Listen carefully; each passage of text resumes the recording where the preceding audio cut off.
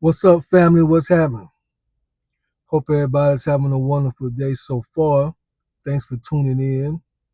I do appreciate it. Thanks for rocking with me. I had to come on here. I had to. I had to come on here and discuss this Dr. Umar thing because this is why I want to do it. It was a month ago or less than a month ago. I did a video where I gave Dr. Umar some advice that I thought would help him. I thought, and I didn't know if he would see my video. I didn't know how to tag him. I didn't know how to get it to him. I don't know anybody that knows him directly. So all I could do was make the video, put it on YouTube, and hopefully it falls in the right hands. I'm not saying that I'm the smartest guy or the sharpest pencil in the box and all those other things that we call it, say whatever. But I felt certain that I could help at least steer Dr. Umar in the right direction. For those of you that doesn't know what's going on, let me bring you up to speed real quick. About a month ago, Dr. Umar came on social media and was talking about how his accounts, his personal accounts, and his FDMG, which is Frederick Douglass Marcus Garvey Academy accounts, have been frozen. He didn't know at that time who had done it, what was going on. He just know he didn't have no access to the school money, and he didn't have no access to his personal money. He was reaching out to as many people as possible that would help him out and support him as he tried to get to an understanding. At that point, I came on and made a video and told everybody to watch the video that I saw him as a charlatan. I've always seen him that way. And I said, those that have an eye can see that this dude is nothing but a fake, a phony. He's a hustler. That's what he does. And, it's just, you got some people go to work 9 to 5. Some people hit the block. Some people hit the corner. Some people do it on their back. Some people do it, through intellect, science, and all these things. Everybody has their way of being able to funnel money and try to make a living and do what they're supposed to do. I saw him as a hustler. My issue with Dr. Umar is he hustles his own people. That was my issue. I have a problem with, and he is going to pander to women, particularly black women. To me, he's the type of Tyler Perry. He's gonna cater to struggling black women that kind of need to hear this struggles on the Tyler Perry side. And Dr. Umar, and real bros ain't really fooling with him, so he has to cater and pander to black women by saying black queens forever and snow bunnies never. And that's gonna make black women say, yeah, finally a black man that don't go outside of race, and we feel strong and we so glad to be black and all the other things. But that's fine, but he's a fake. He's a phony. I'm going on record. I cannot prove this. I am going on record, and I said it in the last video. I believe that Dr. Umar secretly wants a Caucasian woman. I do believe that. I'm not trying to be funny. I don't care what he says. I don't all this black queens forever, snow bunnies, never. You can say anything just like I'm doing right now, as passionate as you want to do it. Those that know. Those that understand. Sometimes you get lost in the cause and you realize that you have spent your life standing up for something for so long that you can't turn around and go back. You got to stick with the hustle. Yeah, sometimes you got to stick with the hustle. That's anything in life. I remember when I was young running with the street boys and I wanted to join a particular group. And when things got hot and heavy, I realized I'm in this thing deep now, but I can't turn around now. Y'all remember on Boys in the Hood where old boy said, pull over, put a code. He got out. Yeah, a lot of times you don't get to get out. And that's Dr. Umar, Cuba Good. Remember, he got out. He said, pull over, let me get out. They let him out, and then they went on and did what they had to do. He went on back to the house.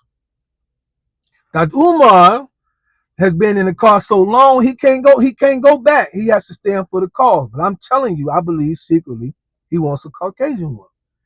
And so that was a month ago when he was talking about his account says frozen. Now he's talking about that on August 5th, the city of Wilmington, Delaware, which is where the schools, the two buildings he owned supposedly for the schools for young boys, elementary, high school.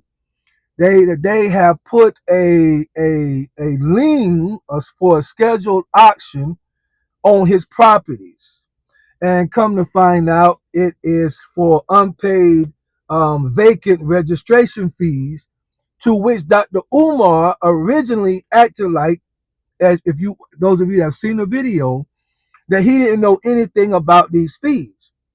And if you believe what Dr. Umar says, then you won't get it, right? So then he continues to talk, and he says, they say we owe 20,000 on the elementary school building, and we owe 20,000 on the high school, and he repeats everything 3 times.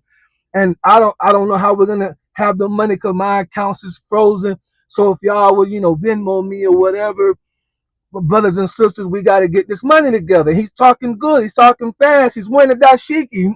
He's got on the flag, Pan-Africanism, whatever. He's wearing everything the right way.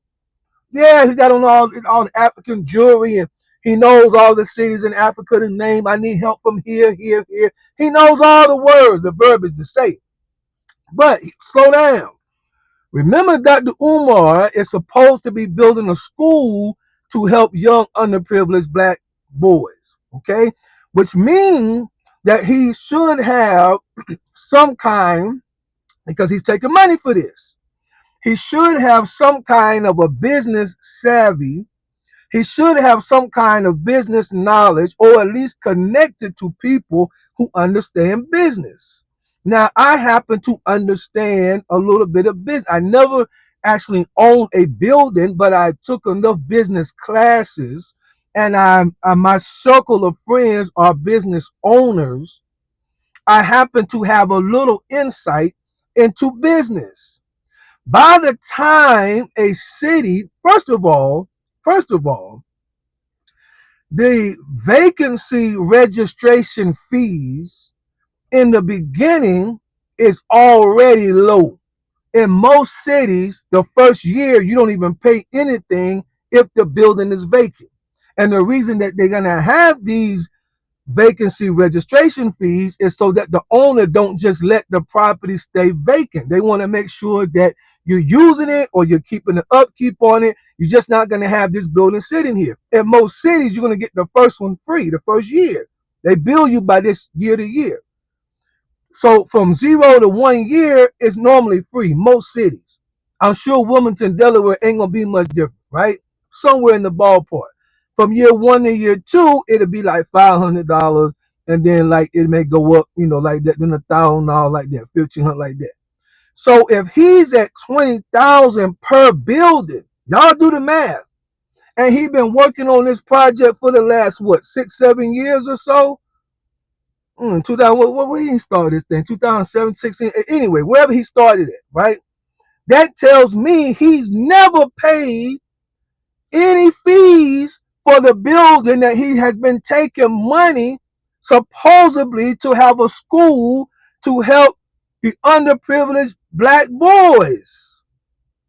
He's never paid any fees to have $20,000 of unpaid vacant registration fees, and you only been doing over there for 7 years or so, however long. It means he's been taking money in from people, good-hearted people, good-hearted black people. I'm sure not many white folks were sending him money. Let's just be honest. The black dollar was going to him. Where was it going? He wasn't paying any fees. Then he gets on social media and acts like he didn't know anything about it. How you not know about it when every year you get hit with another fee? So by the time they put a lien on, and they put a lien on, he said, on the door handle with a rubber band and some masking tape or whatever, that was the lien notice that there was going to be a scheduled auction on his property. Well, they don't have to do, they done told you, you already know. You know, because you're supposed to be a businessman. You know, because you done took the black dollar. You know, because you should understand that every year I ain't doing a doggone thing with this building, I have to pay a vacancy registration fee. You know that. And if you don't know it, you're too ignorant to be taking money from black folks. Yes. So now he's back online acting like the city of Wilmington is against him because he's a black man.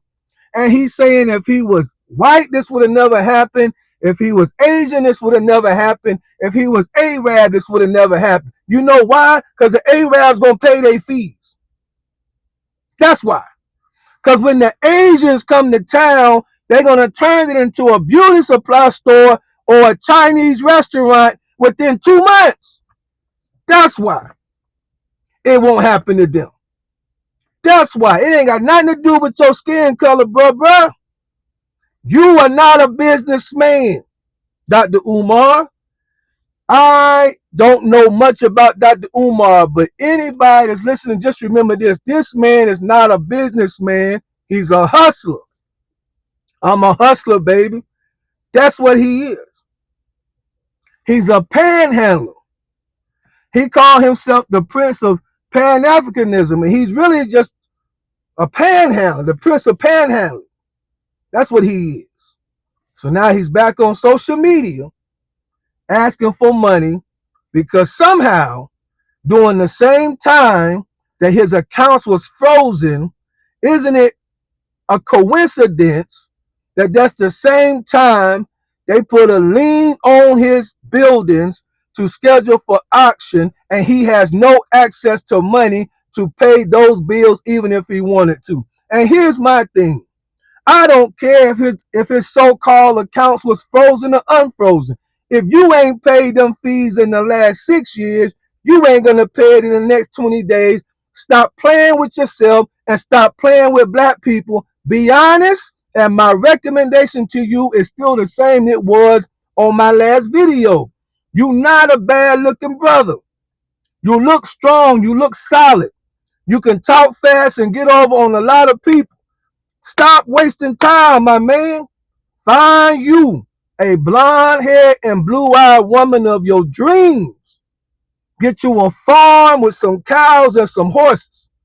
Take off the Pan-Africanism sandals that you like to wear when you go over there and try to hang out like you're really doing something for our people.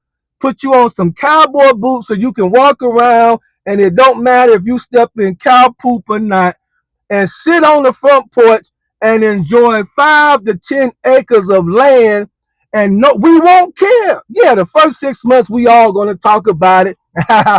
We knew he was really, in the closet about white. We knew, but after that, man, you fine. If you don't, we're gonna talk about you anyway, because we don't believe you.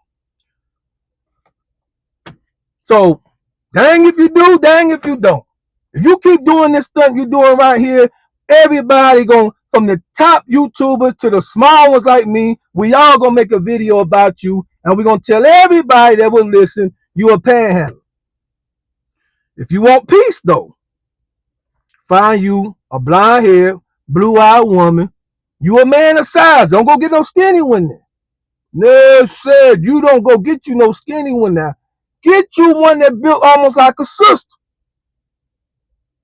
And go get you a farm in Delaware.